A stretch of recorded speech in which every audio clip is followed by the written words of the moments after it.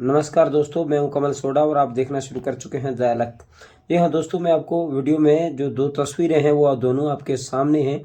और एक तस्वीर में एक तस्वीर में आपके सामने नेता हैं वो दिखाई दे रहे हैं, और दूसरी तस्वीर के अंदर जो है वो आपको दिखाई दे रहा है दोस्तों, वो है जनता का हुजूम।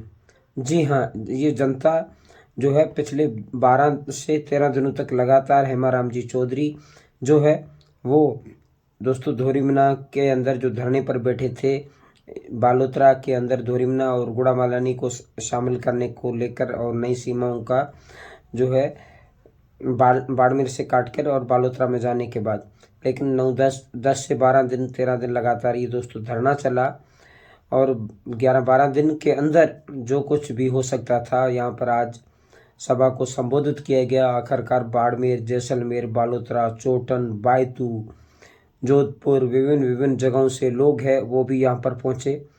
हालांकि होना तो ये चाहिए था कि जहाँ की समस्या थी और वहाँ के लोगों को हर एक घर से आना था, हर एक ढाणी से आना था, हर एक पंचायत से आना था, हर विभिन्न जगहों से आना था। मगर जो दूसरे ज़िले हैं वहाँ के भी लोग हैं वो भी समर्थन देने पहुँचे, वहाँ के नेता भी पहुँचे। चाहे बात करें पोखरण से चुनाव लड़ने वाले नेता भी पहुँचे, साले मोहम्मद जी, और यहाँ से रूपाराम धनदेव, और अन्यथा चोटन से, बायतू से, बाड़मेर से, हर जगह के नेता है वो पहुँचे कांग्रेस के। और कांग्रेस के सचिन पायलट, गोविंद सिंह डोटासरा, अन्य कई कांग्रेस के दिग्गज नेता है वो भी यहाँ पर पहुँचे और उन्होंने भी सभा को संबोधित किया। मगर होगा क्या 2027 तक जो है, जो कुछ भी होना है कुछ मंथ के बाद, जब तक ये जनगणना का है वो चलेगा, और उसके बाद जो कुछ भी होना है वो होगा। फिलहाल क्या होगा कि सरकार पहले भी जो भी जिलों की सीमाएं हैं उसमें फेरबदल पहले भी करती आई है। आपको याद होगा पूर्व में भी कांग्रेस सरकार के दौरान भी किया गया था।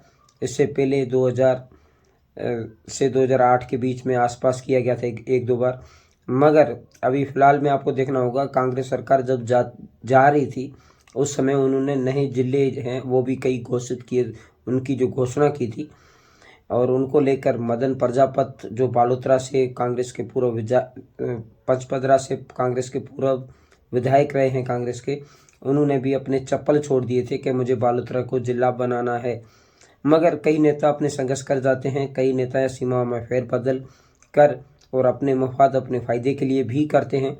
इसमें कुछ तो जनता का भी सबसे अधिक भी फ़ायदा होगा।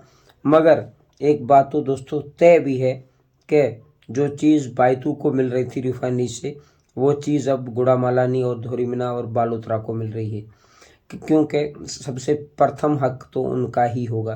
क्योंकि दोस्तों कहीं ना कहीं देखा जाए तो जनता से ज़्यादा जो नेताओं के लोग होते हैं, जो नेताओं के कार्यकर्ता होते हैं, उनका तो अधिक ही फ़ायदा सोचा जाता है, क्योंकि वो चुनाव में गाड़ियाँ, पैसा सब कुछ लगाते हैं।